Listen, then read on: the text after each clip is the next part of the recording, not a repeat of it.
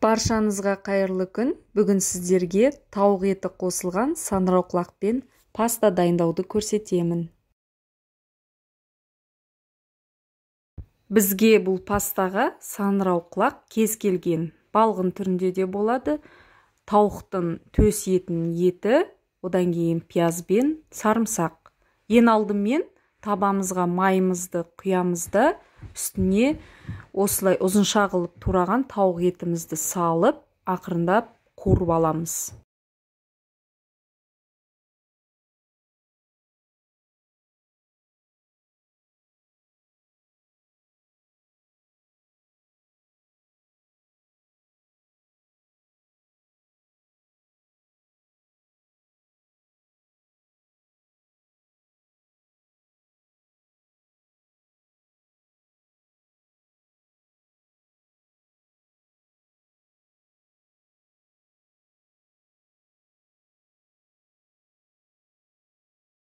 Тауығымыздың үстіне пиязымызды ұсақтап, төртбұрыштап турап аласыздар да, одан кейін тауықтың үстіне қосып, қуырып аламыз.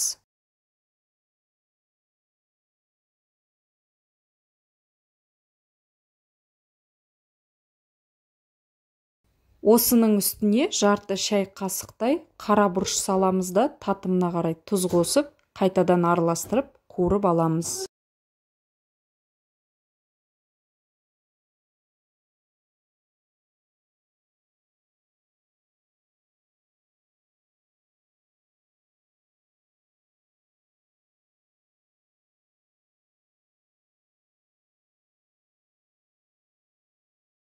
Ендігі кезекте саңырауқұлағымызды қосып, қуырып аламыз.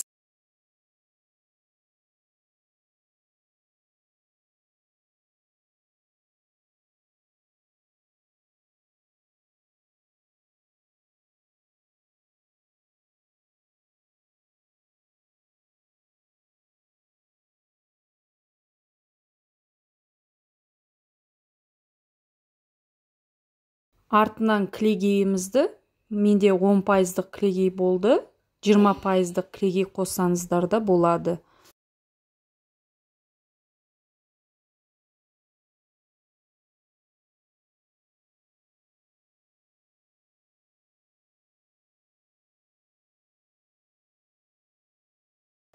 Осы сәтте сливкемізді, кілегейімізді құйғаннан кейін оттың астын баяулатамыз да, ақырын жағамызда сәл кішкене тұндырып аламыз жаңа сливкемізбен жаңа пастамызды.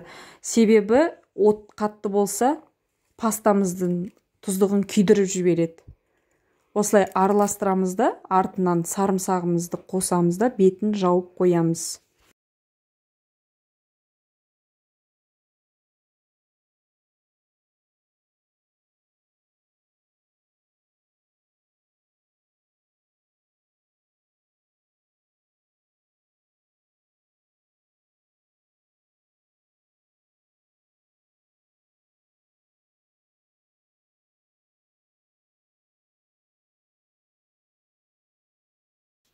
Мен алдын ала пісіріп алған пастаны осылай табама саламын да, шанышқының көмегімен жақсылап араластырып, үстелге ұсына беремін.